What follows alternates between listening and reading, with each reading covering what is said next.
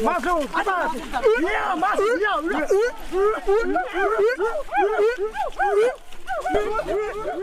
Kayu besi rawa sepanjang 17 meter ini disiapkan untuk membuat salib. Melihat panjangnya, timbul pertanyaan, siapakah yang akan disalib? Siapapun itu, pasti sesuatu yang lebih besar dari mereka. Tapi Frankie Woro, Casimilus Awe, dan warga suku Auyu di Papua Selatan ini tak akan melukai siapapun. Mereka memakai salib ini sebagai tanda perlawanan.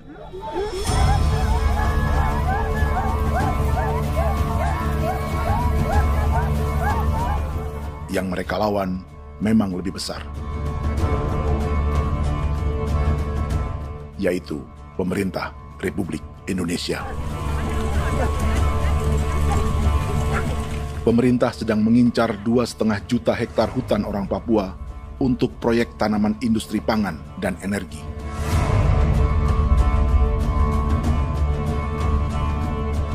Ratusan kilometer dari salib orang-orang Auyu itu, orang Muyu sedang menyiapkan gerakannya sendiri. Tapi kali ini dalam bentuk sebuah pesta. Pesta yang disiapkan oleh marga Kimco Jinibju selama 10 tahun.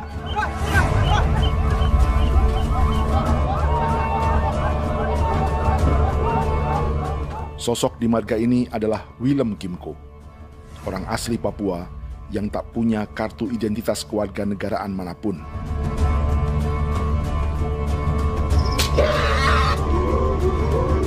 Pesta adat ini sudah cukup langka. Tak hanya di Papua, bahkan di kawasan Pasifik dan peradaban Melanesia. Awalnya bayarnya kalau pernah. Itu nih aja kau deklar bipnuka, dan kita ya kati kau beri barang dipo. Kau memang ambil kau kuning. Ada gagasan dan gerakan sosial di balik pesta orang-orang Muyu ini. Sama dengan gerakan salib merah yang dimulai orang-orang Auyu.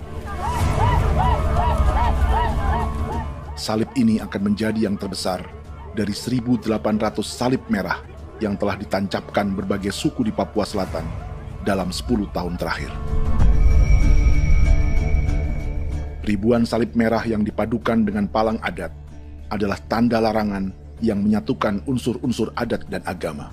Kami percaya bahwa kalau memang kami sudah tidak mampu untuk menyelesaikan persoalan ini, dalam hal ini perusahaan tidak bisa masuk, berarti kami minta bantuan kepada nenek moyang dan Tuhan.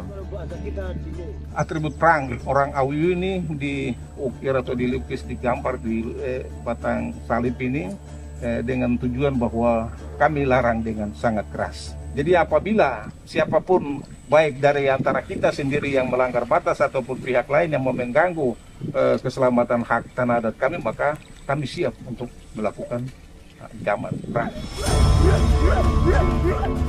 Salib-salib ini tidak ditancapkan di halaman-halaman gereja, melainkan di tanah dan hutan adat, di dusun-dusun sagu, dan di tempat-tempat yang disakralkan. Sebab 1.800 palang adat dan salib ini memang bukan semata tentang agama, tapi untuk mencegah negara dan perusahaan memasuki tanah dan hutan adat mereka. Papua bukan tanah kosong.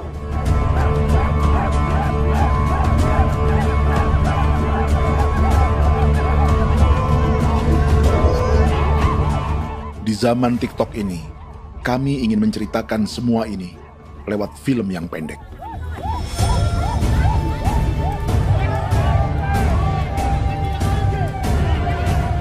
Tapi kami jelas gagal.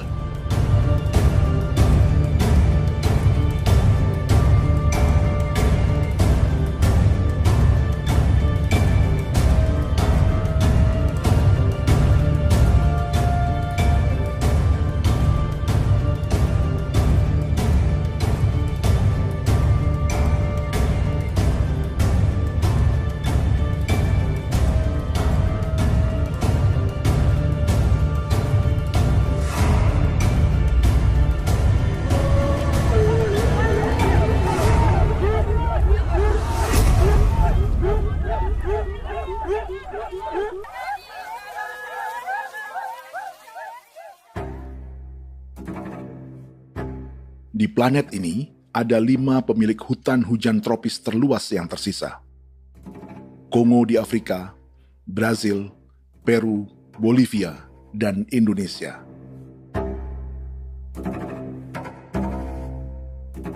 Di Indonesia, satu-satunya pulau yang hutannya masih terjaga adalah Papua, pulau terbesar kedua di dunia setelah Greenland. Lewat sejarah kolonialisme yang panjang, pulau ini kini dikuasai 2 negara. Bagian barat oleh Indonesia yang juga dikenal sebagai West Papua, dan bagian timur menjadi Papua Nugini. Dan tepat di perbatasan ini, di bagian Indonesia, sedang terjadi proyek pemusnahan hutan terbesar di dunia.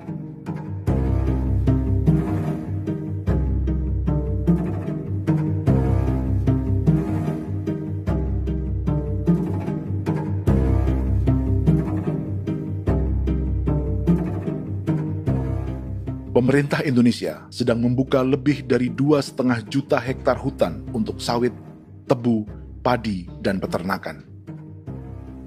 Ini disebut proyek strategis nasional untuk lumbung pangan dan energi yang jadi ambisi 3 presiden. Bagian terbesar direncanakan untuk mencetak sawah seluas 1,3 juta hektar. Lalu bagian lain akan ditanami tebu seluas 560.000 hektar untuk gula dan bioetanol. Setiap liter bensin di Indonesia akan dicampur bioetanol 10% atau E10. Ada 10 perusahaan di proyek ini, dan semuanya dimiliki oleh 1 keluarga saja. Berikutnya, ada areal sawit seluas 400.000 hektar untuk biodiesel. Targetnya mencampur 50% solar dengan minyak sawit atau B50. Dan terakhir, pemerintah akan membuka peternakan seluas 380.000 hektar. Jadi, apa yang salah dengan proyek pangan dan energi ini? 5 orang Papua dalam film ini akan menjawabnya.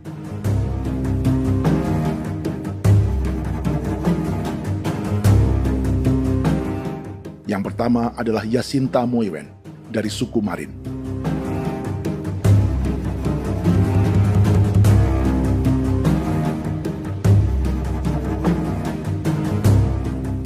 Yasinta dan warga di distrik Ilwayap di Merauke sudah menjadi korban. Hutan dan rawa sebagai sumber pangan dan ekonominya telah dihancurkan. Jalan sepanjang 135 km sedang dibuat, dan di kiri kanannya akan dicetak 1 juta hektar sawah.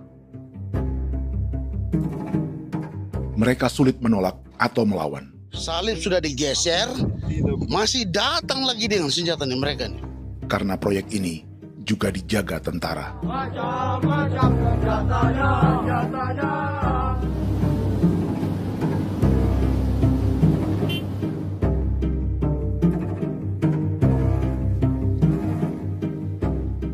Yang kedua adalah Natalis Buer di distrik Tanah Miring, Merauke. Petani milenial ini merasa ditelantarkan. Sebab setelah hutannya diubah menjadi sawah, sebagian sawah-sawah ini tak tergarap. Orang asli Papua seperti Natalis tak punya modal untuk benih, pupuk, perawatan, hingga ongkos panen.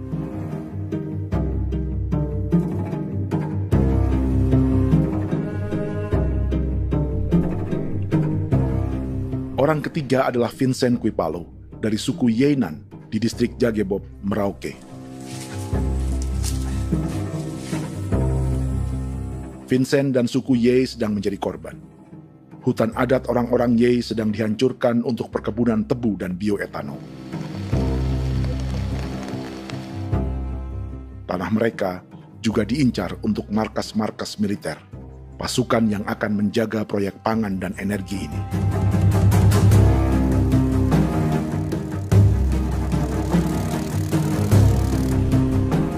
Yang keempat adalah Frankie Woro dari suku Auyu di distrik Fofi, Kabupaten Bovendigul. Hutan dan tanah mereka terancam perluasan perkebunan sawit untuk campuran biodiesel atau B50. Orang-orang dari suku Auyu ini adalah calon korban. Merekalah salah satu pelopor gerakan Palang Adat dan Salib Merah. Meski kadang berseberangan dengan gereja yang mereka anggap lebih mendukung pemerintah dan perusahaan.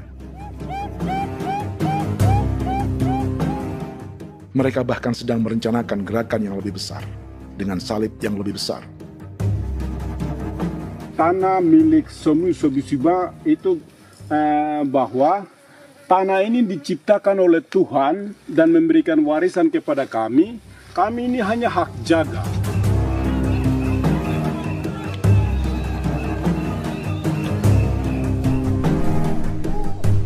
Sosok kelima adalah Willem Kimco dari suku Muyu di Bovendigul. Tokoh adat dari Muyu ini hidup di garis belakang proyek negara, sehingga belum menjadi korban. Tapi mereka sedang bersiap menghadapi segala kemungkinan. Tinggal di belantara dan perbatasan membuat sebagian mereka tak punya status kewarganegaraan. Tapi mereka telah hidup jauh sebelum ada Indonesia atau Papua Nugini.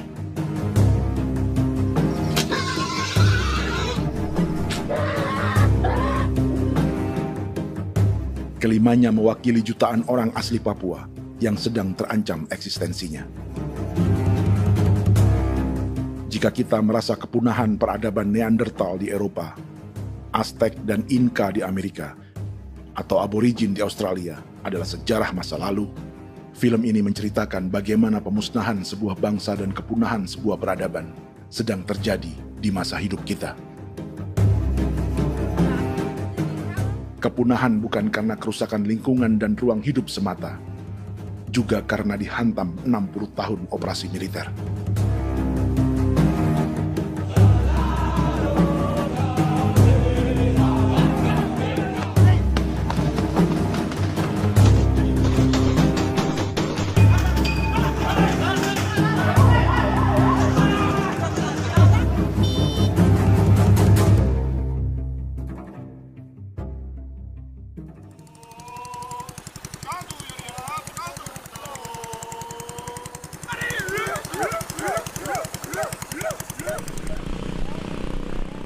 Frankie Woro dan orang-orang Auyu sedang berburu.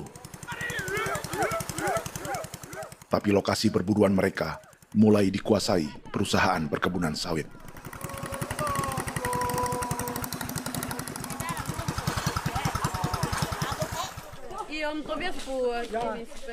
Kita akan menuju arah ke Inabusu. Di sana kami akan masuk di wilayah konsesi perusahaan PT Indo Asiana Lestari, dan di situ ya ada survei-survei mereka yang mereka pernah lakukan, tapi juga kami ada lakukan tanda-tanda saksi di sana.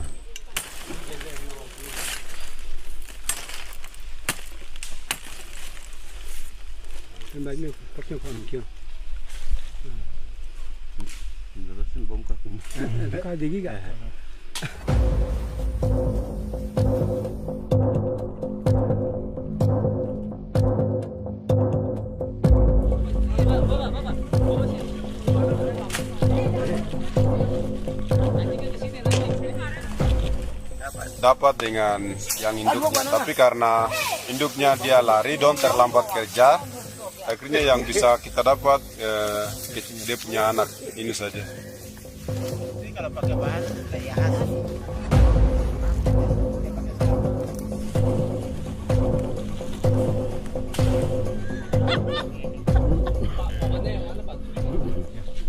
Pohon ini pohon bitanggur, dia punya kayu ini kita biasa gunakan untuk kerja perahu, dan juga kulit depu getanya itu kita pakai untuk kerja ini, panah-panah ini lem, jadikan lem ini, panah-panah. Hutan ini adalah supermarket bagi suku Auyu. Juga lumbung pangan atau bank untuk menyimpan deposito kekayaan alam. Hutan juga tempat yang penuh dengan sejarah suku, situs budaya, dan tempat-tempat sakral. Inilah yang sedang mereka pertahankan dari incaran pemerintah dan perusahaan. Untuk semua alasan ini, mereka menancapkan ribuan salib merah.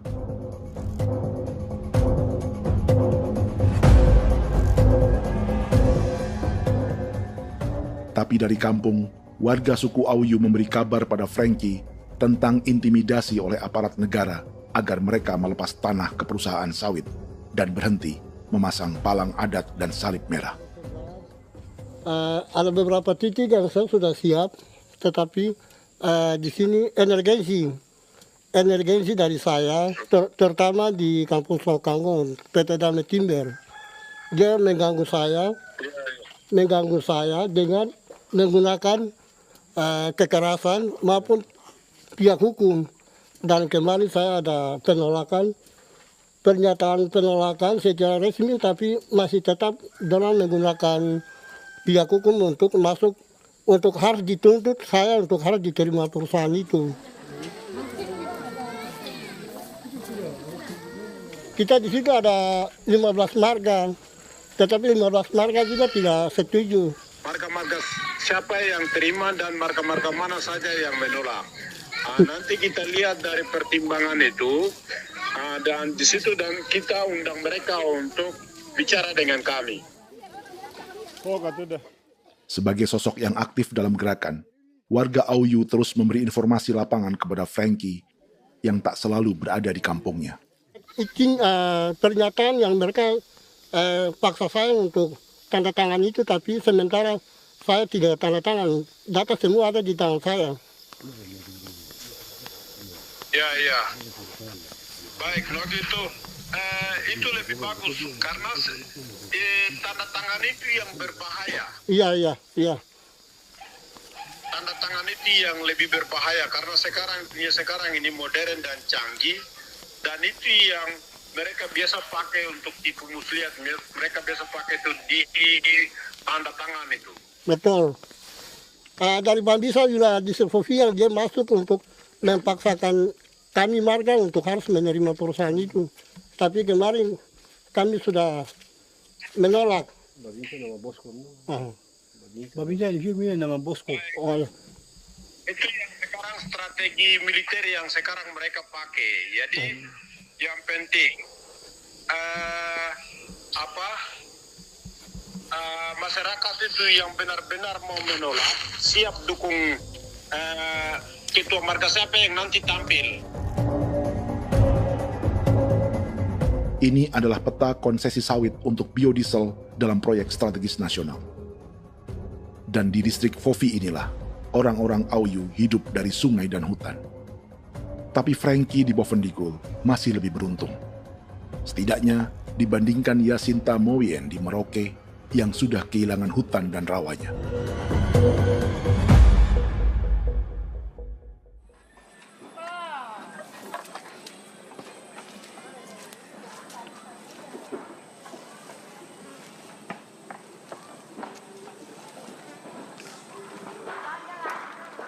Yasinta dari suku Marin adalah petani sayur di Kampung Wanam, distrik Ilwayap, Merauke.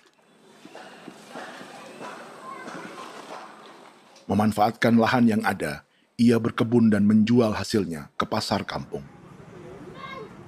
Ini ekonomi warga di Wanam untuk menghasilkan uang, lalu memberi barang kebutuhan yang tak bisa mereka produksi sendiri.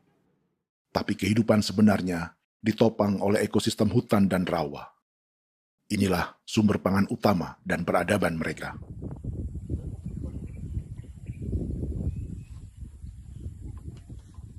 Namun ketenangan ini diusik ketika tiba-tiba pada Mei 2024, di Pelabuhan Wanam datang ratusan alat berat untuk proyek pangan dan energi pemerintah.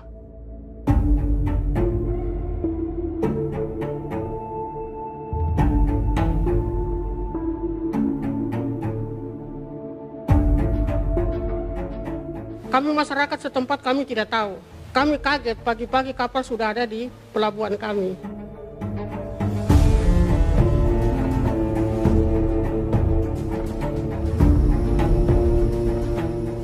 Yasinta Moywen atau Enrika Gebze dan warga lainnya tak pernah diajak bicara atau dimintai pendapat. Seakan-akan Papua adalah tanah kosong. Kita suka kaget yang dong bawa turun alat berat dong bawa turun, kita kaget masyarakat.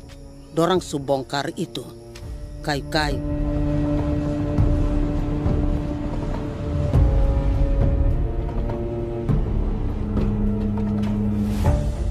Bersamaan dengan alat-alat berat itu, juga berdatangan tentara Indonesia untuk mengawal proyek pembukaan hutan milik Jacinta.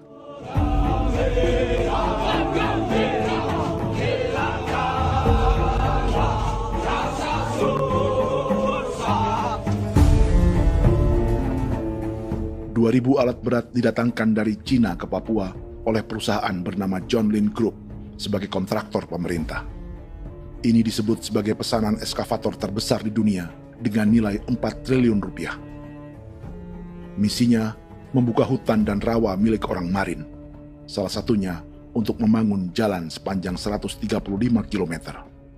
Sementara di kiri kanannya akan dicetak sawah yang ditargetkan seluas 1,3 juta hektar. Jalan berupa garis lurus ini bukan rute tradisional ekonomi masyarakat. Jalan ini akan menghubungkan kawasan perkebunan sawit dan tebu di sebelah timur, juga untuk mobilisasi pasukan militer. John Lin Group adalah perusahaan yang dimiliki Andi Samsudin Arsyad atau yang dikenal dengan Haji Isam. Sebagian orang mengenalnya sebagai pengusaha yang hobi balapan mobil.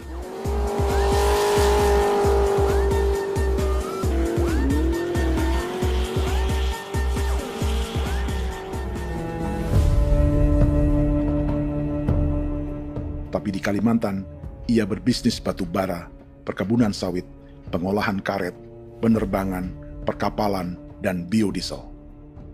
John Lin Group kini juga menjadi pemilik perkebunan tebu dan pabrik gula terbesar di Indonesia. Sayapnya melebar dari Kalimantan hingga ke Bombana, Sulawesi Tenggara. Perkebunan tebu, pabrik gula, dan industri bioetanol inilah yang juga sedang dikembangkan di Papua.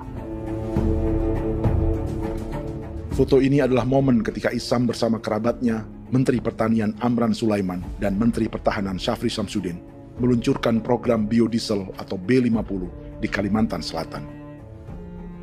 B50 artinya setiap 1 liter solar, 50%-nya akan dicampur minyak sawit. Perusahaannya, PT John Lin Agroraya, menjadi salah satu pemainnya.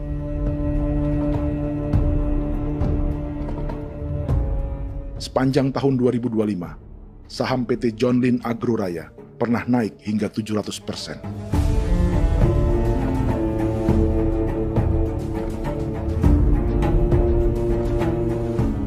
Perusahaan sawitnya yang lain, PT Pradiksi Gunatama, sahamnya bahkan pernah naik 4.000% hanya dalam 1 tahun. Dari harga saham ini saja, nilai kekayaan keluarga Isam diperkirakan mencapai 100 triliun rupiah lebih, menjadikannya salah satu keluarga terkaya di Indonesia dan salah satu pemain penting industri bioenergi. Dan di Papua Selatan inilah sebagian sawit-sawit untuk mendukung program B50 akan ditanam. Inilah tanah orang-orang Wambon, Muyu, Marin, Yei, atau Auyu seperti Frankie Ward.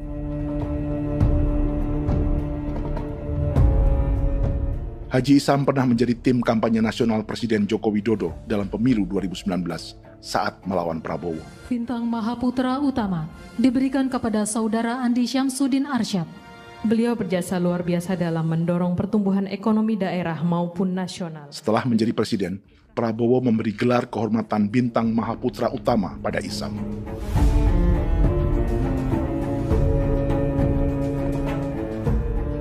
Sejumlah menteri Prabowo, juga kerabat dan orang-orang yang pernah bekerja di perusahaan Isam.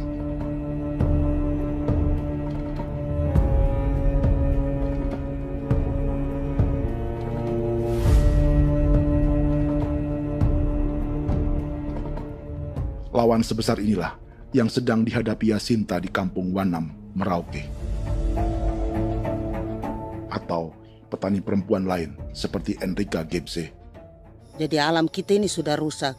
Jadi kita itu biasa jalan dari sini tuh harus pasang jerat di situ, harus cari makan di situ lagi. Itu tempat-tempat itu pasang-pasang jerat, tempat babi, rusa, sekarang sudah tidak ada lagi.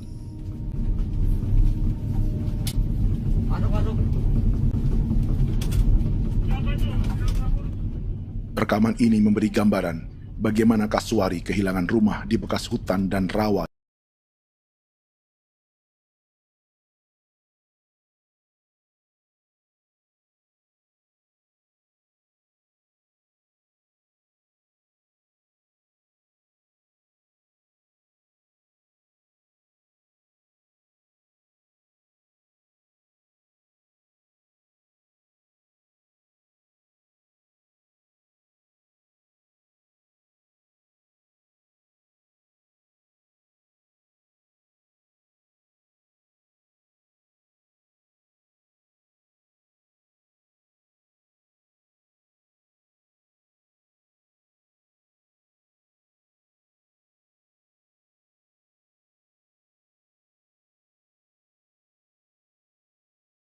Cadangan pangan nasional. Macam-macam senjatanya,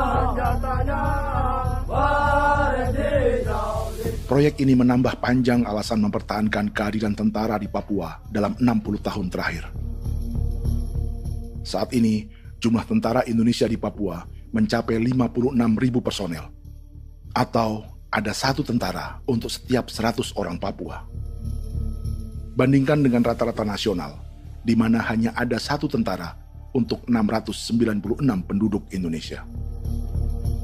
Itu belum termasuk polisi. Artinya, 1 orang Papua dijaga lebih banyak senjata dari rata-rata penduduk Indonesia. Tanah dan hutan diambil secara sepihak untuk kepentingan pembangunan batalion dan bandar antariksa. Ini bentuk perampasan masyarakat. Penolakan kehadiran markas-markas militer terjadi di sejumlah tempat di Papua. Tak hanya karena trauma dan ketakutan, juga karena mengambil tanah-tanah adat.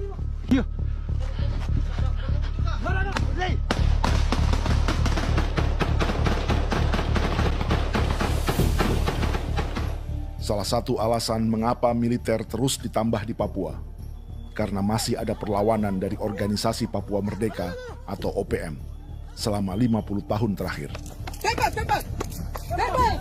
Ayo.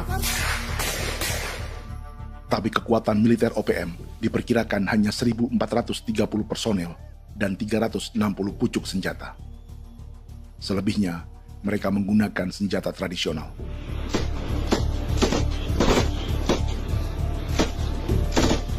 Dengan demikian, kekuatan tentara dan polisi di Papua 58 kali lebih besar dari gerilyawan Organisasi Papua Merdeka.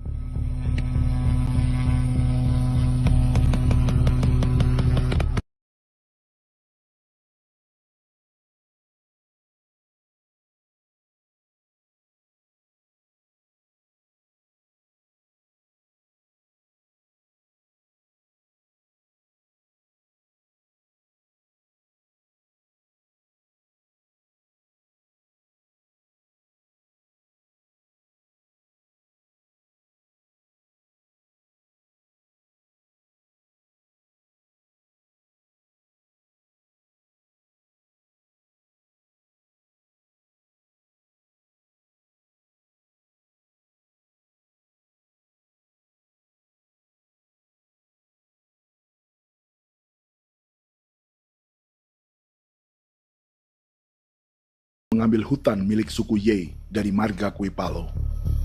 Tapi orang datang tanam ini saja di sini, tanam papan nama ini. Victor Kuipalo menunjukkan apa yang terjadi. Jadi kita juga kaget ini.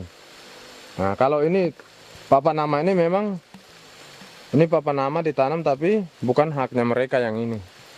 Ini hak kami di sini, hak dusun kami, marga Kuipalo yang punya hak dusun ini. Setelah memasang patok, alat berat mulai bekerja untuk membangun markas militer di tanah orang Ye.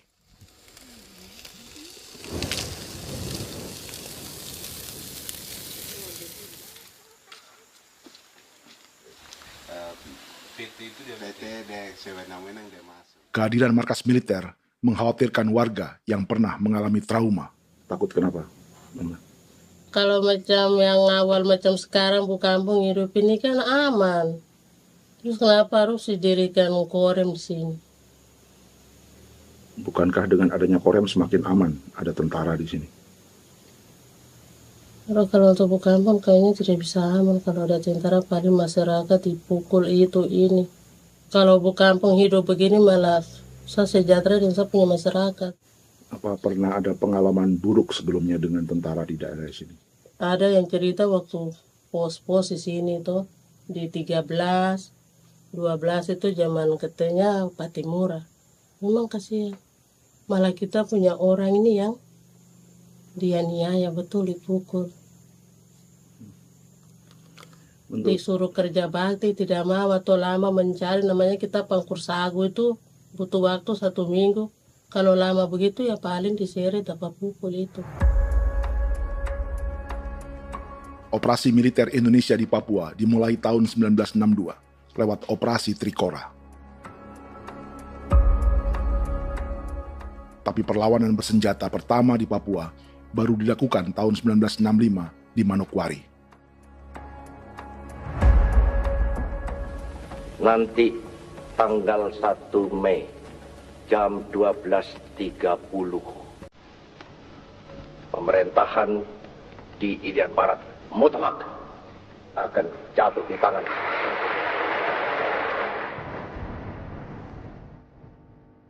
Sejak itu, selama 60 tahun, operasi militer untuk menaklukkan Papua terus dilakukan. Salah satu operasi militer paling berdarah adalah Operasi Wibawa untuk memenangkan Indonesia dalam jajak pendapat tahun 1969. 643 orang tewas di Paniai. Lalu disusul 4.146 korban tewas antara tahun 1977 hingga 1978.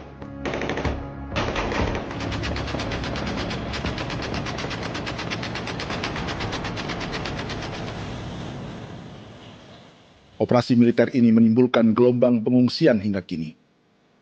Dewan Gereja Papua mencatat 103.000 orang menjadi pengungsi pada tahun 2025 dan nyaris tak diberitakan media-media Jakarta.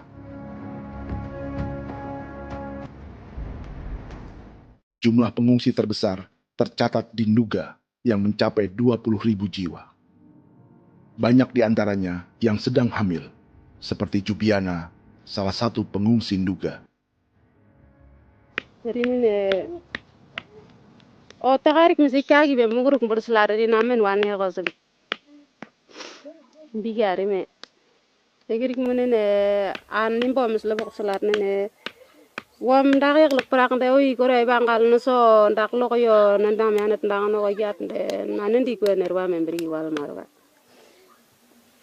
tegirik munene wa tri ngel no semana ngal siya kaya berkumpit nyak masalah orena me wogosuluk ri namen wani yo semane kuman nak wani wani ndemo golok ndak misri namen bre golok wanak no semana ne be minit waru da kana abi ni dige war de mino pragit de laina bulan Maret April yana mana kantan barak na lire na bam ne Jubiana lalu menamai anaknya pengungsi Kogoya. Selain Jubiana, juga ada Emma dari Maibrat yang melahirkan di hutan. Sampai di kampung gini, katanya bilang ada tentara yang bangun jembatan. Ya, capek itu juga pun masih tahan. Kembali lagi ke hutan lagi. Itu sampai sejatuh di tengah jalan. Orang sampai terbanting di kayu semuanya. Berasa sakit begitu. Melengkapnya tuh Domika Serli, pengungsi Wako. Masyarakat sipil dari Kampung Aitrem sementara mengungsi karena kampungnya sementara dikuasai oleh TNI Polri. Seratusan ribu pengungsi di Papua saat ini jauh melampaui jumlah yang mengungsi ke Papua Nugini tahun 1984, yaitu 10.000 orang karena menghindari operasi militer.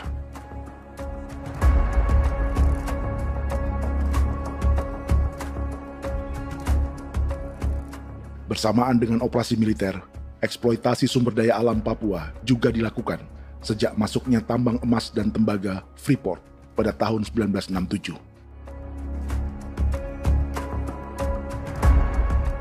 Disusul perkebunan sawit awal tahun 1980-an.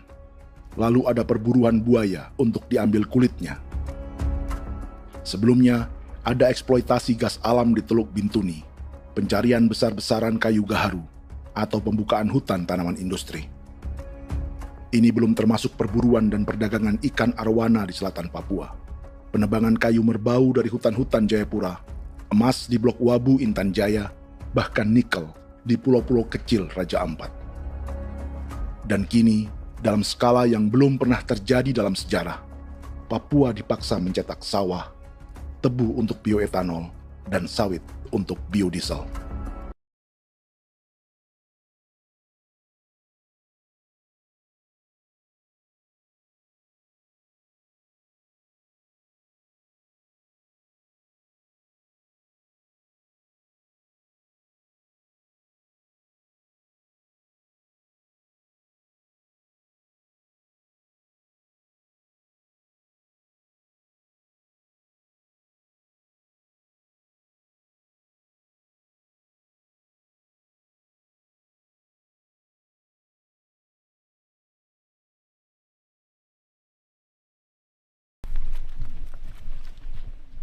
Inilah yang sedang menimpa keluarga Vincent dan Victor Kuipalo di Merauke. Hutan mereka diambil untuk markas militer dan industri perkebunan, PT Murni Nusantara Mandiri. 1 dari 10 perusahaan yang diberi konsesi untuk menanam tebu dan memproduksi gula serta bioetanol seluas 52.000 hektar.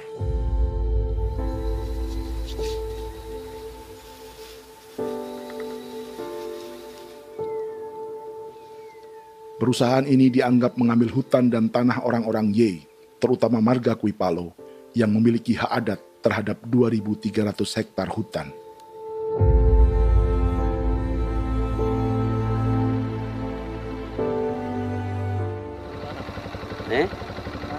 Tentara? Tentara. Oh iya, tentara.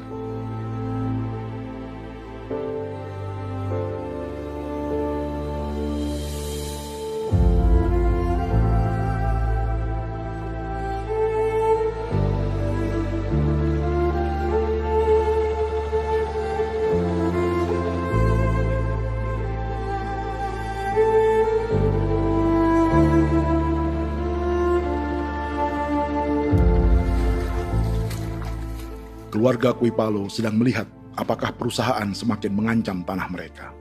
Dan kekhawatiran itu terbukti. Iya, makanya tadi saya bilang ini dari sini saja dekat ini sudah masuk di dalam ujung lapang ini. Ini hutan, yang ini hutan yang orang ada bongkar sekarang ini. Ini sudah punya alat sudah dekat ini. Dekat sekali ini. Ini di sini. Nacau, kelapa itu yang jalan lama, jalan setapak ini. Dari udara, terlihat alat-alat berat semakin mendekati tanah orang-orang Ye, marga Kuipalo.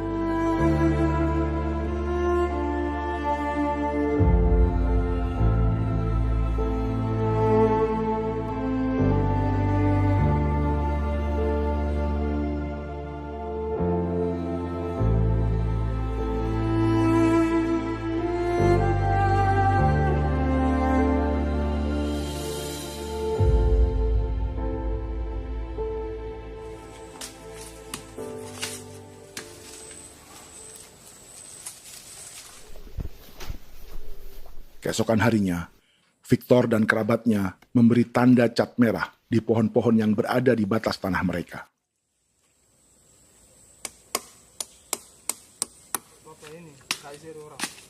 Tapi tanda peringatan adat ini tak diindahkan perusahaan.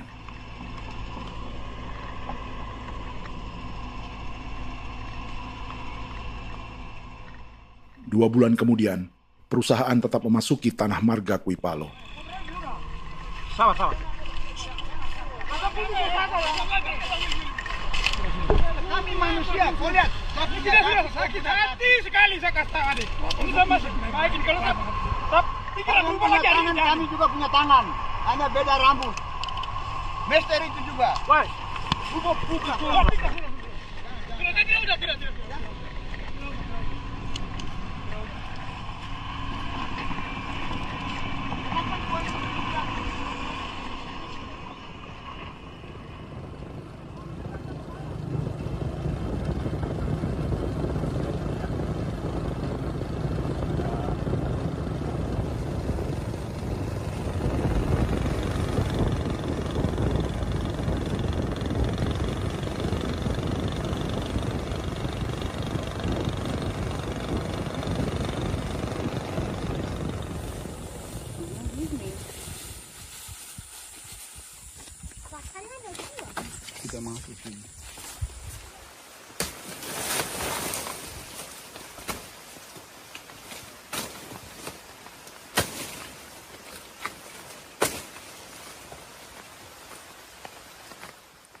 Jadi ya untuk itu seperti saya katakan tadi, apakah lebih baik kita tidak usah ada kah atau bagaimana, kita pisahkan,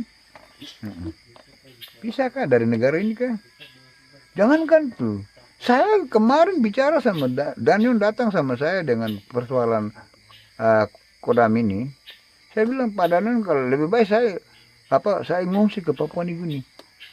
Dia bilang, aduh Bapak jangan begitu. Ya memang, kalau tidak bisa menghargai kami, lebih baik pilihan yang itu yang saya memilih. Lebih baik saya pindah dari sini. Saya mengungsi ke Papua Nugini, di negara tetangga. Masih di laut. Apa?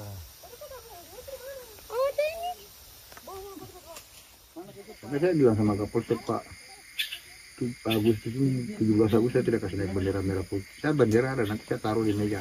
Bendera saya ada. Karena saya punya pikiran percuma kita ini merasa bahwa kita hidup di bawah naungan merah putih.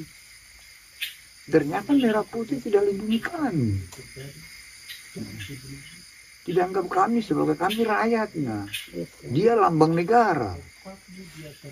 Dan kami menghargai lambang negara itu. Ternyata lambang negara ini, kita bernaung di bawah lambang negara ini, kita tidak dilindungi. Hak kita tidak dihargai.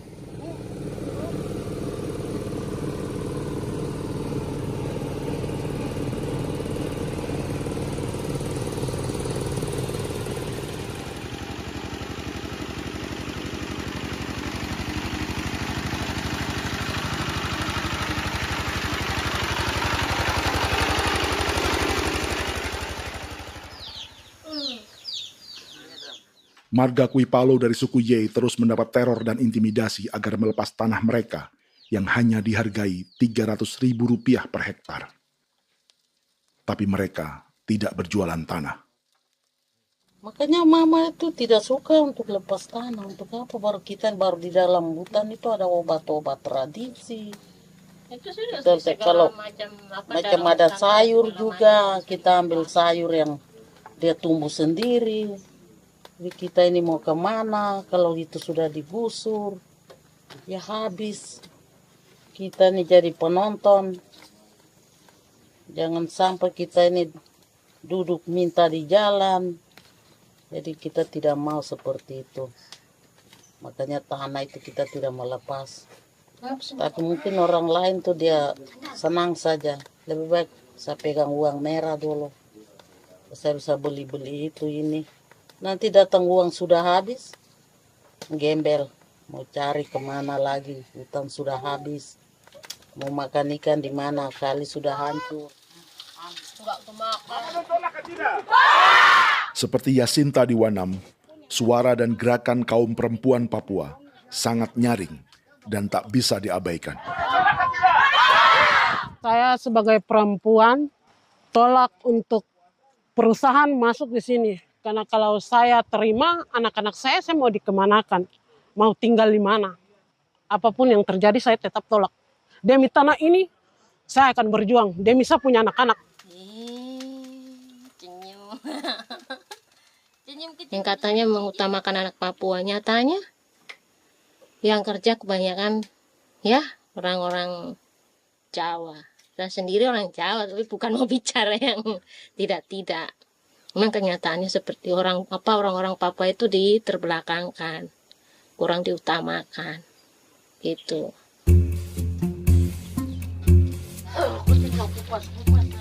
Proyek food estate seperti mencetak sawah, bukannya tak diikuti warga Papua.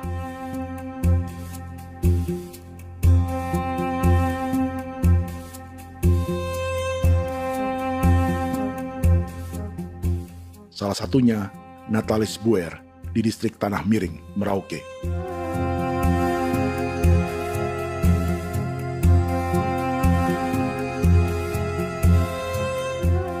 Setelah menghabisi hutan, pemerintah Indonesia mencetak sawah untuk tanaman padi karena beras mulai menjadi makanan pokok menggantikan sagu.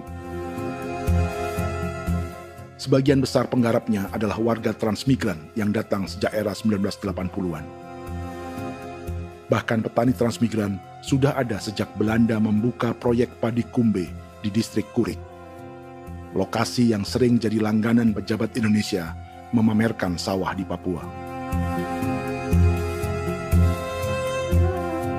Tapi Natalis juga ingin belajar menanam padi atau bersawah.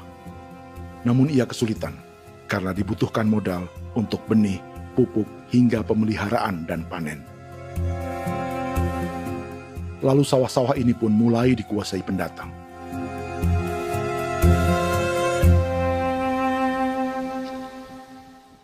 Tapi sejauh ini di kampung kami ini yang saya lihat memang ada kelompok kami punya di sini yang sudah tergabung dalam Gapoktan, kemudian masuk dalam optimalisasi lahan. Tapi menurut saya anak asli yang punya lahan di sini. Mereka tidak punya. Pemerintah dalam hal ini adalah Kementerian Pertanian bersama-sama Kementerian Pertahanan yang dalam hal ini pada garis di bawahnya adalah TNI Angkatan Darat, memberikan support yang maksimal kepada masyarakat khususnya di Merauke dalam rangka. Saya kemarin habis 9 juta. 9 juta ya? Iya, 9 juta karena dia sudah tidak dipakai toh. Ya. Perempuan Papua seperti Filomina juga mau bertani. Pemerintah memberi bantuan Rp900.000 per hektar lewat program optimalisasi lahan atau OPLAH. Tapi dibanding biaya produksi dan harga jual gabah, Filomina mengaku berkali-kali rugi dan kini memutuskan tak lagi menggarap sawahnya. Terus kita harus cari uang untuk kombek. Betul. Karung kita beli. Karung beri sendiri lagi. Tenda kita beli. Ini dari yang offline ini don tidak siapkan. Tidak ada. Tidak ada ya, jadi mama don sendiri. Itu yang saya udah bilang, 900.000. Itu modal untuk? Oh, untuk kerja sawah ini. Mulai dari kerja sampai nanti panen. Panen. Wih, ngeri sekali. Iya, lucu toh? Tidak dapat itu. Betul, Mam. Kalau disuruh tanam ubi berhektar-hektar, mari datang. Kita tahu cara rawatnya bagaimana, iya. Tanamnya bagaimana, tanam model bagaimana supaya hasilnya model begitu. Kita tahu. Kalau yang ini kan kita baru belajar. Sebagian hutan milik warga Senayu di Merauke sudah dibuka untuk sawah dan kebun tebu oleh PT Global Papua Abadi. Proyek pertanian ini dikerjakan oleh Kodim Merauke. Mereka melepas sebagian tanah karena ingin belajar bertani. Saya punya nenek moyang tidak ajar saya tanam padi. Tapi saya mau berubah. Generasi saya yang berikut ini besok lusa tidak bisa makan pisang, sagu. Namun program optimalisasi lahan yang dijanjikan dengan berbagai bantuan tak dirasakan Filomina. Obat rumput beli, obat padi beli, jonder kita bayar, bahkan bibit masih kurang, cari bibit lagi beli. Jadi saya memang kalau program pemerintah saya sama sekali saya tidak suka. Baku tipu saya.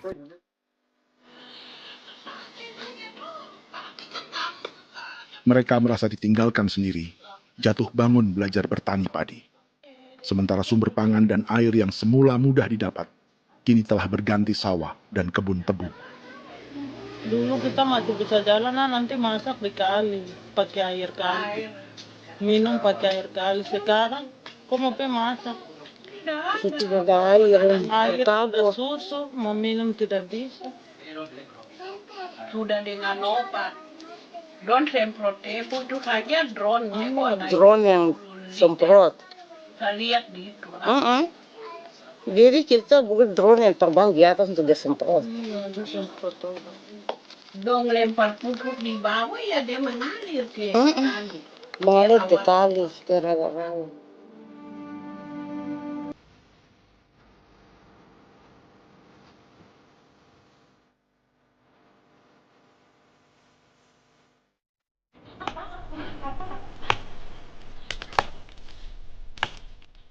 Seperti pertanian sawah bagi orang Bali atau Toraja, bagi orang Auyu dan suku-suku lainnya di Papua Selatan, sagu juga bukan semata tentang pangan.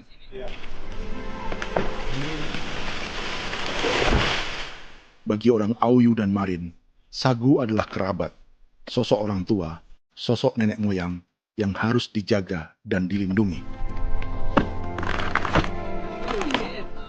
Lagi bikin apa mama ini mama? Mau pakai toko kita sagu.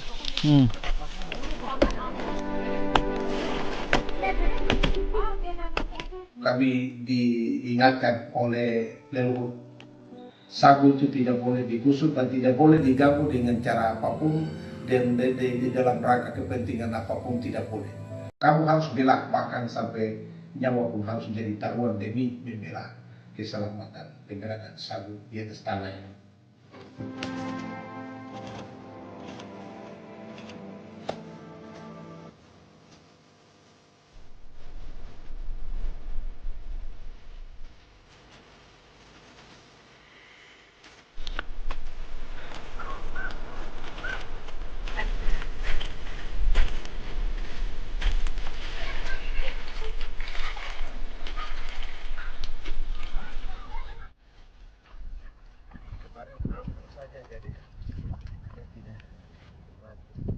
Menurut Natalis, pemerintah di Jakarta mendefinisikan lumbung pangan semata urusan beras dan mencetak sawah.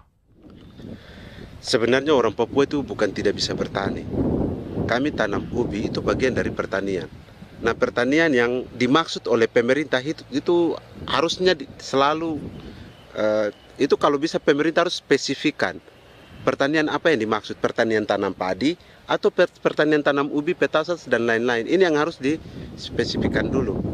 Begitu, sehingga tidak menjustifikasi kami orang asli Marin bahwa kami tidak bisa bertani. Bukan.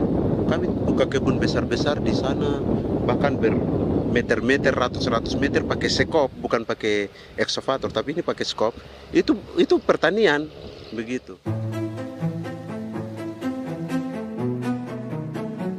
Bagi Natalis, alih-alih memaksimalkan sawah-sawah yang sudah ada untuk petani Papua, pemerintah selalu membuka hutan baru, seperti dikerjakan perusahaan John Lynn Group dan melibatkan tentara. Padahal, sejarah keterlibatan militer dalam proyek food estate atau cetak sawah adalah sejarah kegagalan yang bertubi-tubi 4 presiden selama 30 tahun terakhir.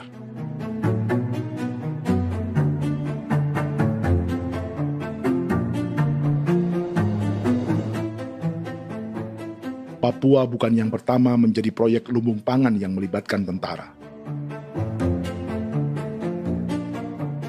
Kalimantan telah menjadi korban 30 tahun sebelumnya.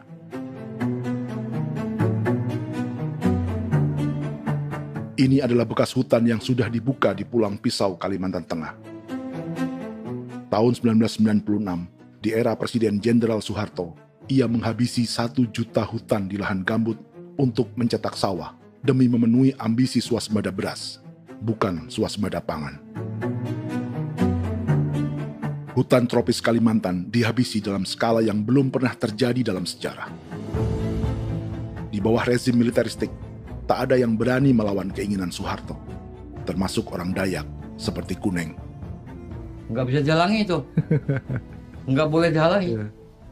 Ya kalau ada kata-kata aja menghalangi, sudah kita diseret ke kepolisian dulu. Atau bisa langsung di PKI-kan. Iya, di PKI-kan gitulah. Jadi kita tuh nggak berani apa-apa dulu tuh. Apa maunya aja. Misalnya bilangnya A. Setahun setelah pengundulan hutan skala besar itu, tahun 1997, untuk pertama kalinya Kalimantan mengalami kebakaran lahan dan kabut asap terbesar dalam sejarah.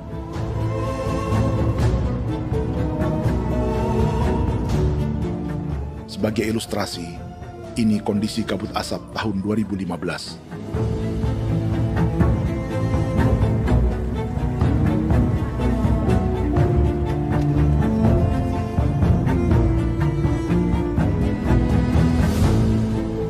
Proyek 1 juta hektar sawah Jenderal Soeharto itu gagal. Bendungan dan saluran irigasi mangkrak hingga kini.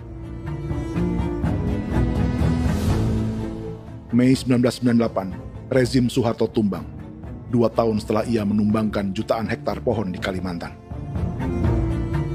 Setiap tahun, lokasi ini menyumbang kebakaran dan kabut asap yang merugikan jutaan orang. Sawah yang berhasil di Kalimantan justru bukan sawah yang dibangun Jenderal Soeharto, melainkan yang dirintis para transmigran sejak era 1980-an. Sawah-sawah inilah yang ikut digarap oleh militer di era Presiden Joko Widodo. Dan hasil dari proyek food estate Presiden Jokowi itu sama sekali jong nih, nggak ada harapan lagi sudah seperti ini. Tapi Jokowi terus memperluas area food estate hingga 16.000 hektar. Presiden Jokowi juga menyerahkan urusan lumbung pangan ini kepada Prabowo yang saat itu menjadi Menteri Pertahanan. Salah satunya di Kabupaten Gunung Mas, Kalimantan Tengah, untuk membuka perkebunan singkong seluas 31.000 hektar. Food Estate Singkong Jenderal Prabowo ini dimulai dengan membuka 600 hektar hutan di Tawai Baru. Proyek singkong untuk bioetanol ini pun dijaga tentara. Dan seperti Jenderal Soeharto, proyek Jenderal Prabowo ini pun gagal.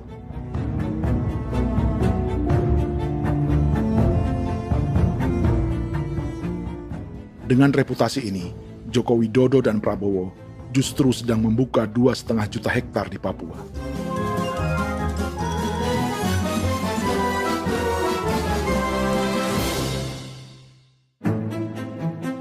Setelah Jenderal Soeharto, Presiden Jenderal Susilo Bambang Yudhoyono juga mencoba membuka food estate di Papua sejak tahun 2010. Namanya Merauke Integrated Food and Energy Estate atau MIFE. Proyek ini juga gagal. Lalu di lokasi yang sama, Jokowi berusaha meneruskan dengan proyek mencetak sawah 1,2 juta hektar yang juga gagal. Sekarang yang paling siap adalah 1,2 hektar. Yang 1,2 juta hektar.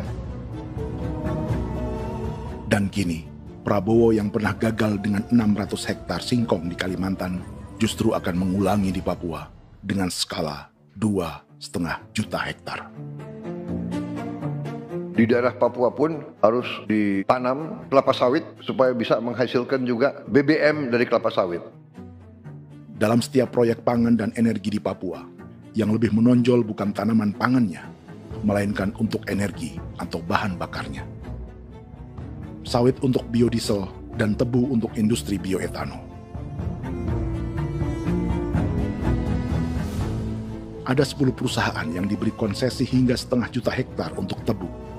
Dan 10 perusahaan itu dimiliki oleh satu keluarga saja.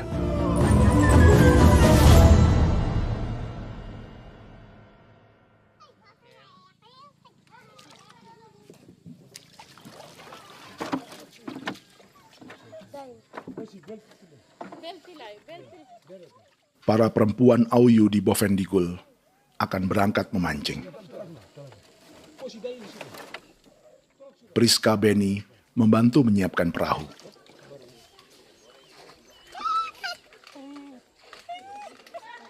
Mereka akan mengumpulkan bahan pangan di hutan untuk persiapan acara penancapan salib merah berikutnya.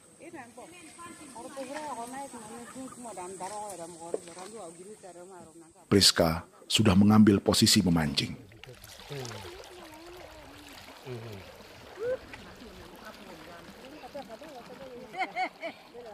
1.800 salib merah telah dipasang di wilayah adat berbagai suku di Papua Selatan untuk menghalau perusahaan sawit dan tebu.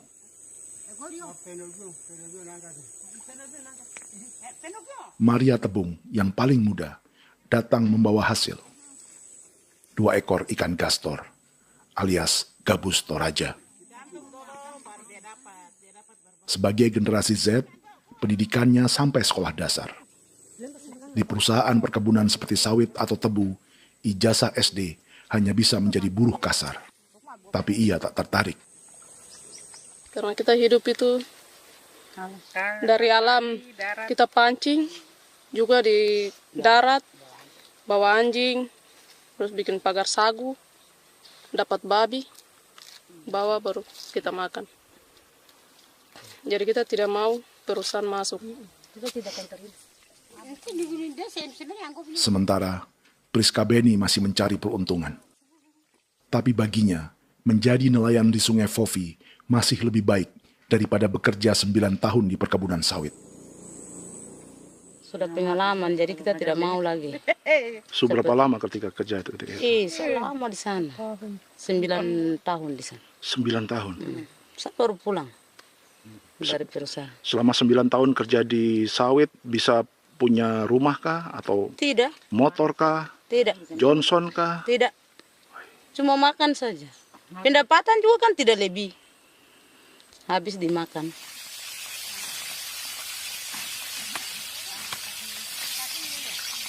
Satu minggu libur berapa hari?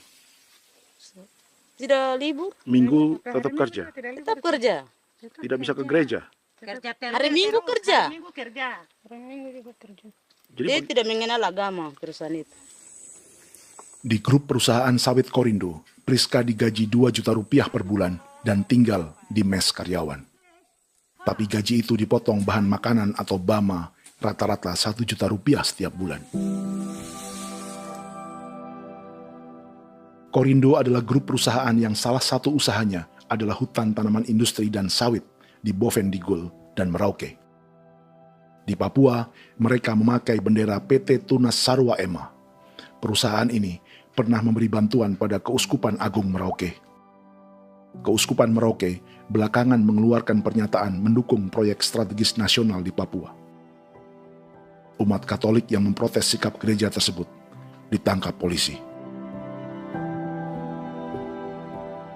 Jadi selama 9 tahun tidak bisa nabung? Tidak. Makan saja. Makan saja. Makan saja. Menabung bagaimana? Keperluan banyak. Tidak sampai.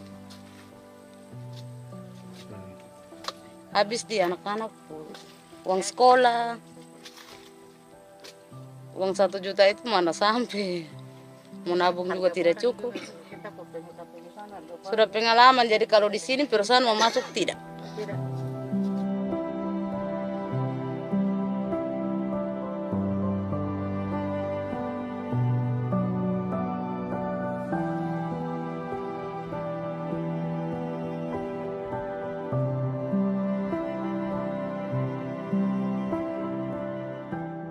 Dan menu makan siang seperti ini agaknya sulit bagi buruh sawit atau tebu yang digaji 2 juta rupiah per bulan. Generasi Z seperti Maria Tebung atau generasi milenial seperti Priska Beni punya matematika ekonominya sendiri. Sawit untuk biodiesel atau tebu untuk bioetanol tak akan ada bedanya bagi mereka.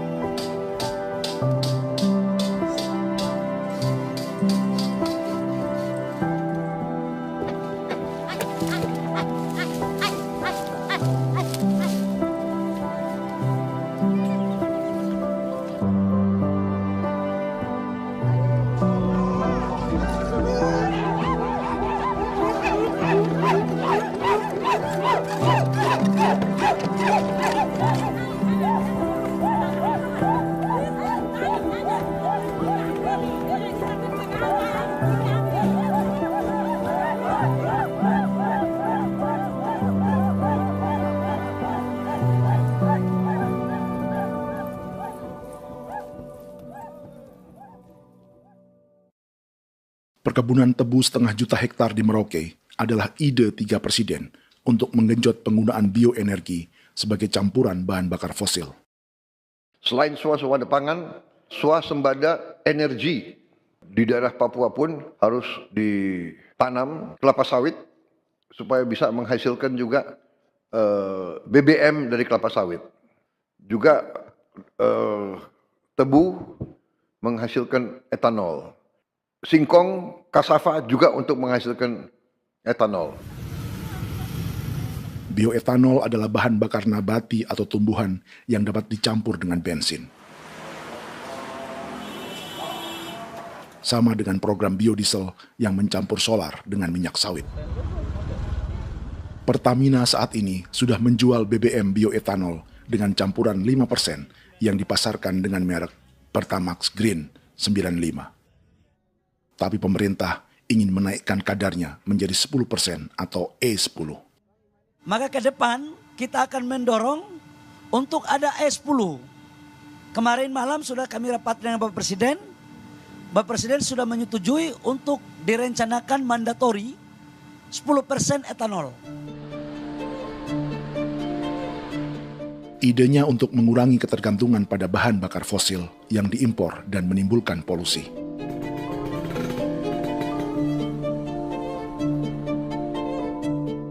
Tapi bioetanol bukannya tak mengorbankan lingkungan, hutan, rawa, dan manusia. Karena program E10 membutuhkan 7,3 miliar liter bioetanol, maka lahan yang dibuka untuk menanam tebu bisa mencapai 1,3 juta hektar. Sementara saat ini, luas perkebunan tebu di Indonesia hanya 500 sampai 600 ribu hektar. Artinya, butuh lahan baru hingga 800 ribu hektar untuk menanam tebu. Dan 500 ribu hektar diantaranya sedang dibuka di Papua. Hutan yang tadinya untuk menumbuhkan pangan berubah jadi tanaman untuk bahan bakar di jalanan. Kecepatan pulihnya hutan beradu dengan jumlah dan kecepatan kendaraan di jalanan.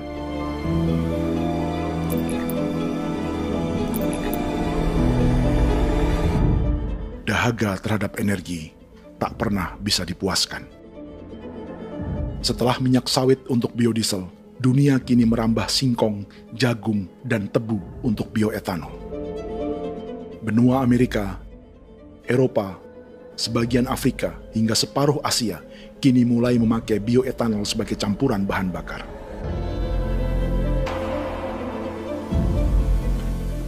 Selain perebutan lahan, masa depan dunia juga dibayangi semakin mahalnya harga pangan karena persaingan antara perut manusia dengan tangki kendaraan.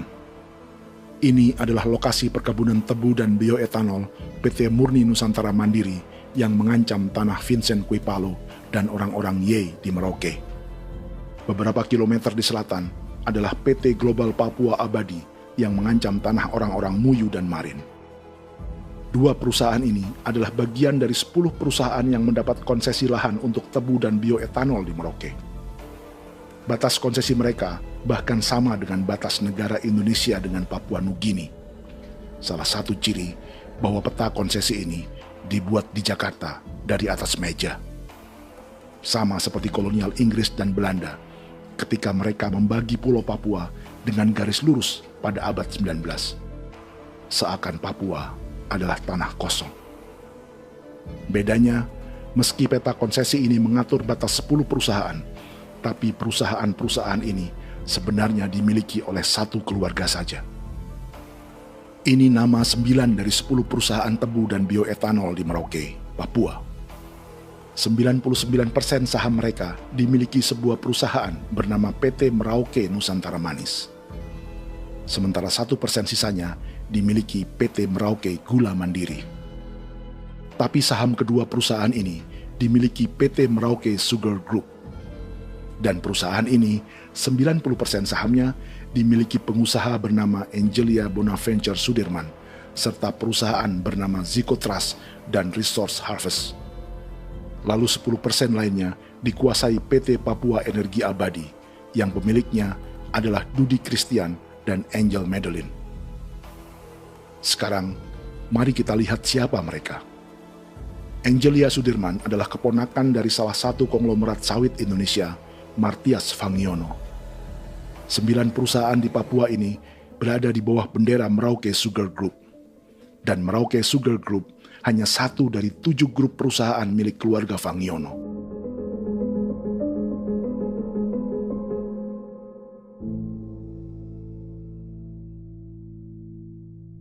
Ini Martias Fangiono. Seperti Haji Isam, Martias selama ini dikenal sebagai pengusaha sawit yang kini merambah bisnis tebu dan bioetanol. Ini momen saat penanaman perdana tebu di Merauke bersama Presiden Joko Widodo Juli 2024. Di sini juga ada anak Martias Fangiono, yaitu Wirastuti Fangiono. Wirastuti adalah salah satu yang menonjol dari keluarga Fangiono.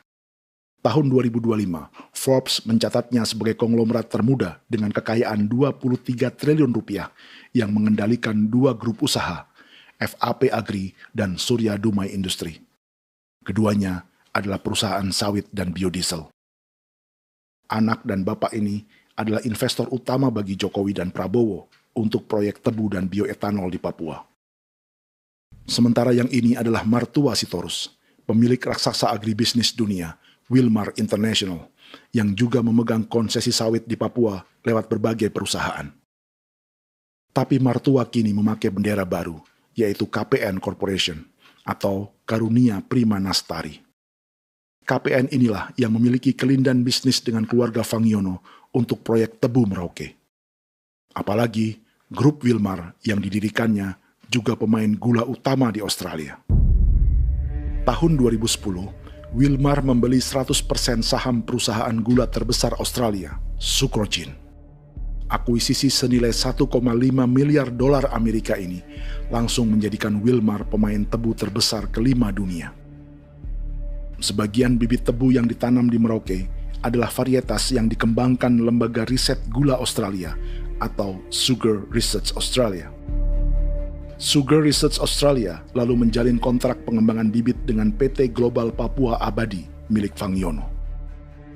Tapi masalahnya, Sugar Research Australia adalah badan publik yang tugasnya memajukan petani tebu dan sebagian dananya berasal dari pajak warga Australia. Itu artinya, warga Australia membiayai pengembangan bibit tebu untuk investor dan pemerintah Indonesia. Dokumen ini menunjukkan bahwa lembaga yang dibiayai warga Australia itu pernah memiliki kontrak penyediaan bibit dengan PT Global Papua Abadi milik keluarga Fangiono.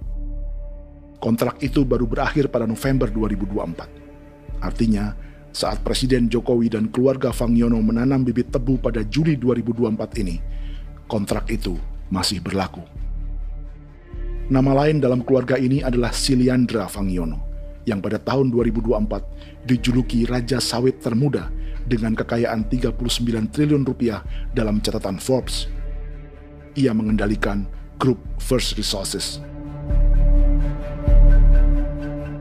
Secara umum, keluarga Fangiono memiliki 20 perusahaan di Sumatera, 32 perusahaan di Kalimantan, 1 di Jakarta, 2 di Singapura, dan 25 perusahaan di Papua.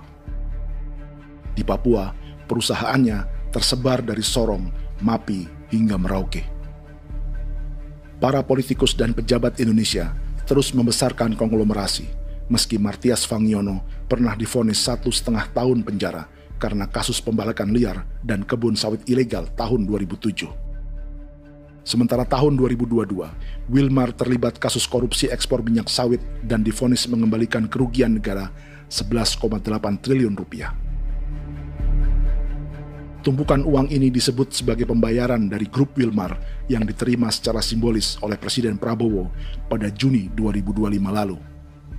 Tapi peran raksasa biodiesel dan bioetanol dunia ini belum akan surut di Indonesia. Bahkan sebaliknya. Sebuah dokumen presentasi bisnis dari Wilmar International Limited pada tahun 2010 ini bisa menjadi petunjuk. Presentasi ini bagian dari proses pembelian 100% saham raksasa tebu Australia, Sucrogin. Dalam presentasi ini, Wilmar mengaku ditawari konsesi lahan 200.000 hektar di Papua, atau dulu disebut Irian Jaya, untuk menanam tebu. Dengan penerbangan hanya 2,5 jam dari kantor Sucrogin di kota Townsville ke Merauke, Wilmar akan mengawinkan bisnis gula dan bioetanolnya menjadi pemain dunia. Dan lokasi yang diincar oleh Wilmar adalah distrik Ilwayap di Merauke, kampung halaman Yasinta Moiwen. Dan persis disinilah, 14 tahun kemudian, ribuan eskavator John Lynn Group milik Haji Isam mulai membuka hutan sebagai kontraktor pemerintah. Presentasi dan gagasan ini dibuat oleh Wilmar pada Juli tahun 2010. Sebulan kemudian, Agustus 2010, pemerintah Presiden Susilo Bambang Yudhoyono meluncurkan proyek Lumbung Pangan dan Energi Merauke atau Merauke Integrated Food and Energy Estate. Targetnya membuka lahan 1 juta hektar dalam 5 klaster yang masing-masing 200.000 hektar. Angka yang sama dengan presentasi Wilmar. 5 tahun kemudian, 2015, giliran Presiden Joko Widodo yang mau melanjutkan proyek pangan dan energi 1,2 juta hektar.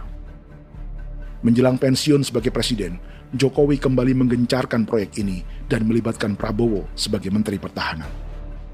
Jokowi lalu mendukung Prabowo sebagai presiden berpasangan dengan anaknya, Gibran Rakabuming Raka sebagai wakil presiden. Kini, setelah menjadi presiden, giliran Prabowo yang melanjutkan proyek bioetanol dan biodiesel dengan memobilisasi militer dan melibatkan pejabat-pejabat yang juga para elit partai koalisinya.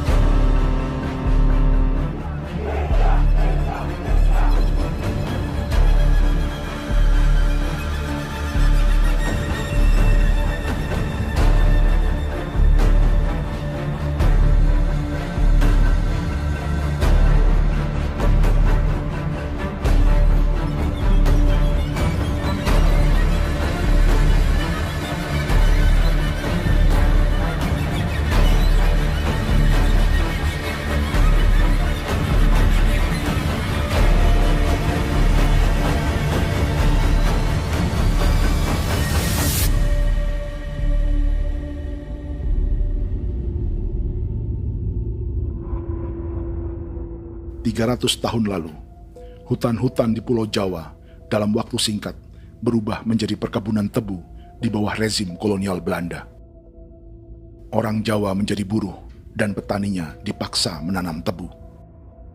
Dari kolonialisme dan politik tanam paksa itu, Belanda memperkaya negara dan para investornya.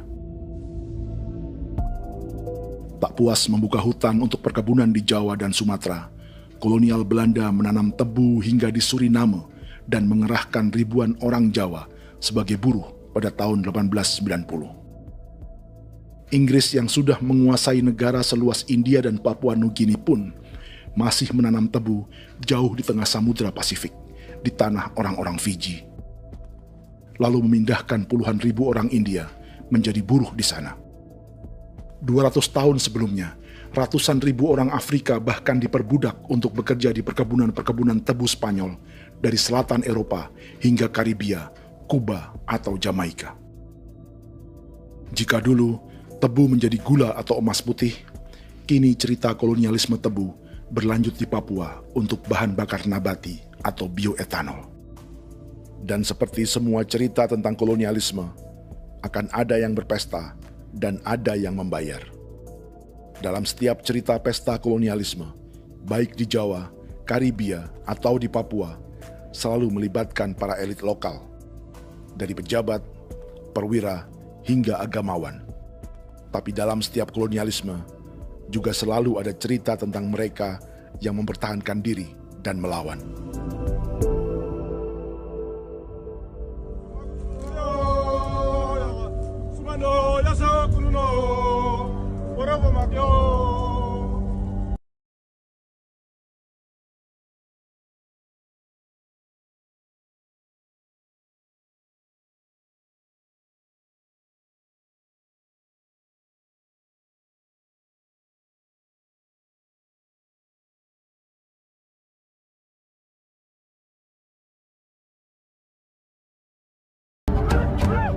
Dalam sejarah Gereja Katolik banyak pemimpin-pemimpin yang adalah, tanda petik itu adalah Judas-Judas juga. Jadi itu sudah pasti karena itu adalah manusia. Satu sisi sebagai manusia dalam perjalanan digoda, apalagi ada dalam posisi-posisi jabatan, ya mungkin banyak tawaran-tawaran lain, lalu disitulah terjadi pergeseran keberpihakannya kepada misi gereja tadi itu untuk umat, untuk mereka yang tertindas. Orang kirim eksavator, orang kirim tentara, orang kirim polisi. Pukul kami bukan pencuri, kami tidak pernah mencuri orang barang. Kami tidak pernah menangis ke orang lain. Kami tidak pernah menangis ke kita bapak mama, kami menangis kepadamu. Tuhan kami lemah. Tidak tahu. Dia kata ini hijau cikui. Orang lain datang ke bangsa kami, ke wilayah kami untuk kasih habis kami.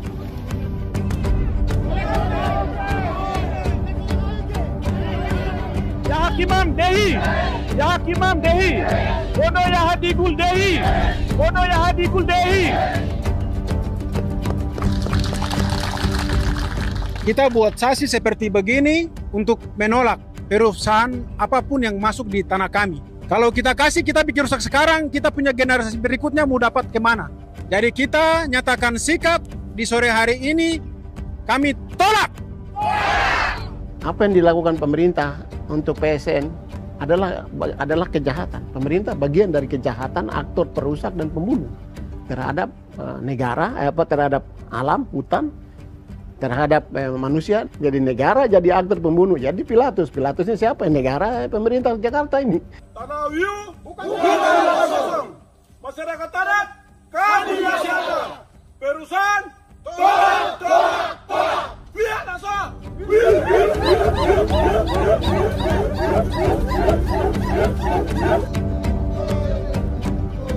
Jika tanah adat dan hutan adat hilang, kami mau hidup di mana? Maka di sini saya mau bilang, negara jangan tipu-tipu kami lagi.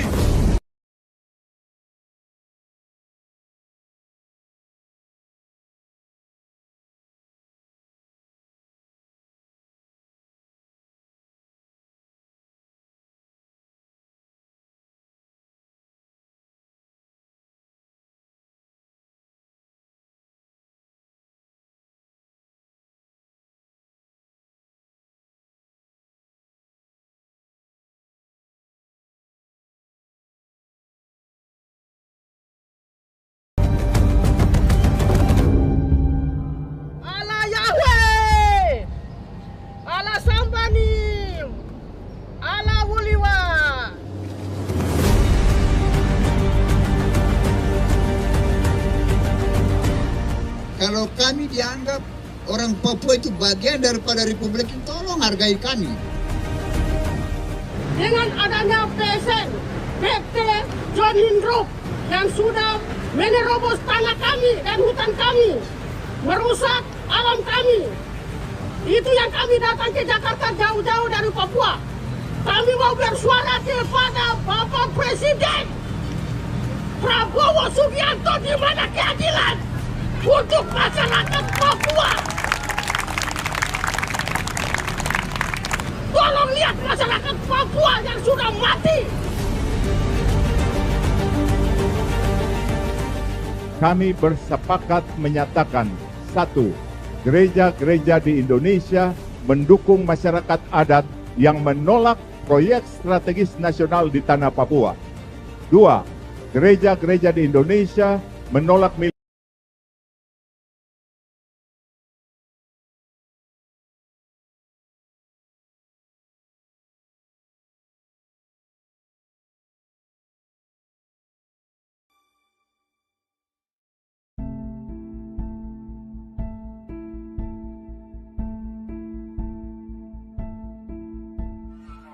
Kita sering merasa banyak hal buruk sudah jadi cerita sejarah. Dan kita sekarang hidup lebih baik, lebih beradab, atau mustahil melakukan kejahatan seperti di masa lalu. Kita tidak lagi menghukum mati orang dengan memenggal kepalanya. Kita menembaknya atau menyuntik racun agar tertidur dan mati. Tapi ada hal-hal yang tak berubah. Salah satu pembantaian yang kuat di ingatan kita adalah kejahatan Nazi atau genosida di Rwanda. Padahal pembantaian juga sedang terjadi di masa kita, seperti di Gaza, Palestina. Penghancuran sebuah peradaban seperti Indian di Amerika atau aborigin di Australia juga kita anggap masa lalu. Sekarang kita merasa lebih baik dan lebih toleran. Padahal proses penghancuran bahkan pemusnahan yang sama sedang terjadi terhadap bangsa Melanesia di Papua. Begitu juga dengan praktik kolonialisme. Kita merasa penjajahan seperti dilakukan Portugis, Inggris, atau Belanda sudah menjadi sejarah. Dan Indonesia tidak mungkin menjajah. Padahal itulah yang sedang terjadi dan dirasakan di Papua.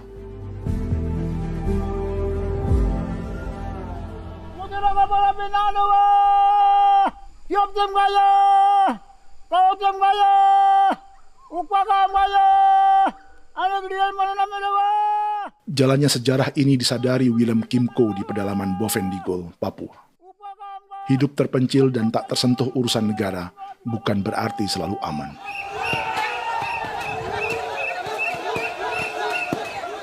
Untuk sampai di tempat ini, orang-orang Muyu menempuh 2 hari berjalan kaki mengarungi hutan, lembah, dan sungai. Termasuk mereka yang datang dari perbatasan Papua Nugini. Mereka berkumpul untuk memenuhi undangan pesta adat yang disebut Awon Atat Bon atau Pesta Babi. Yang mengundang adalah marga Kimco Jinipjo. Yang dituakan di marga ini adalah Willem Kimco. Ia tak punya kartu tanda penduduk dan kewarganegaraan manapun, baik Indonesia atau Papua Nugini. Tahun 1984, 10.000 orang Papua, terutama suku Muyu, mengungsi ke Papua Nugini untuk menghindari operasi militer Indonesia, termasuk Willem Kimco.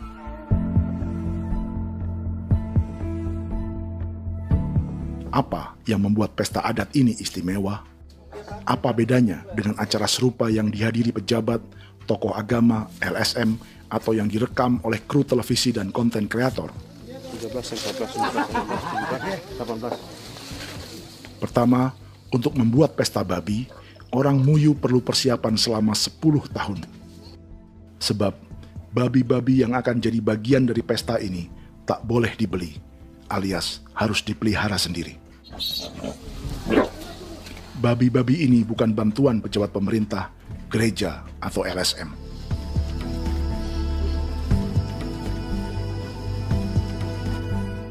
Yang kedua, babi-babi ini tidak dipelihara di kandang. Jadi punya nama babi ini kah? Harimau. Harimau? Harimau.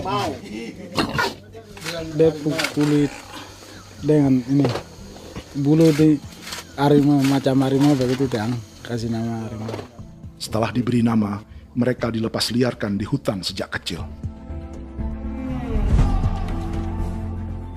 10 tahun kemudian, jika tiba saatnya pesta, para pemburu akan mencari mereka di dalam 479 hektar hutan milik marga Kimco. Suku atau marga lain tak akan mencurinya di hutan, karena mereka sudah punya babi dan wilayah masing-masing.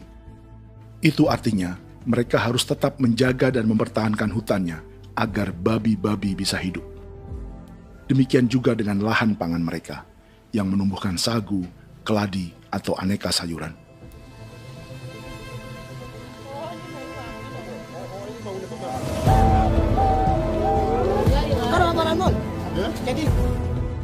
Yang ketiga, dalam Awon Atat Bon atau pesta babi, binatang ini tidak dimakan secara gratis. Setiap marga atau klan dalam suku Muyu akan membayar jerih payah tuan rumah menjaga hutan dan memelihara babi.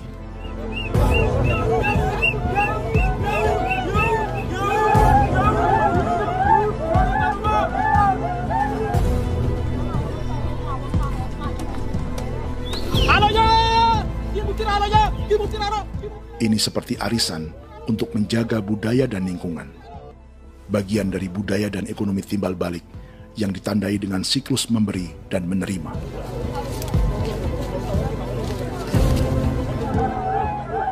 Ini juga cara orang Muyu membangun dan memperluas aliansi. Awon bet begul bet, ulan yau kando bet, asat bet anani, asat bet yang ligan ani, oh, ado amten anani, menin itu nih ya ke, kepo kemo kau di mana? Kepo kemo mayat nih. Kep tetek mau yang gua, kep kan bet bini ke iftore ben, nih ben nih tanah ya kadek nih. Oke, kepo nanti ku tahu kemo, kepo kep pasar itu orang nih. Keneman gini wane wane. Koko kati bolon ya bengo. Koko kuning bolon ya. Jika Willem Kimco dan marganya bisa menjaga hutan dan wilayahnya, marga lain ikut diuntungkan sebagai sebuah ekosistem. Demikian juga sebaliknya. Alasan keempat, mengapa pesta babi ini memiliki tempat khusus dalam peradaban orang Muyu, karena Willem Kimco khawatir peradaban mereka akan punah, menyusul ancaman terhadap ekosistem dan hutan. setiap marga atau klan harus mengkonsolidasi diri dan membangun aliansi.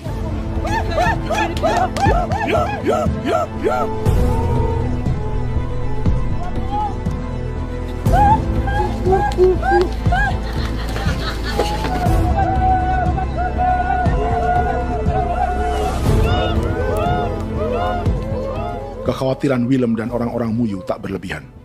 Ruang hidup mereka bersinggungan dengan proyek bioetanol dan biodiesel pemerintah Indonesia. Mereka juga tahu apa yang telah dan sedang menimpa suku lain seperti Auyu di Bovendigul atau Yainan dan Marin Anim di Merauke.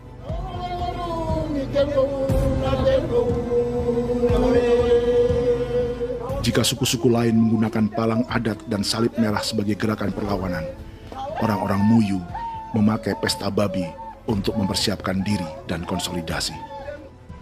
Sebab, berbeda dengan saat mengungsi tahun 1984, kali ini yang datang ke tanah orang-orang Muyu tak hanya tentara, juga alat-alat berat bersama para pebisnis pangan dan energi. Awan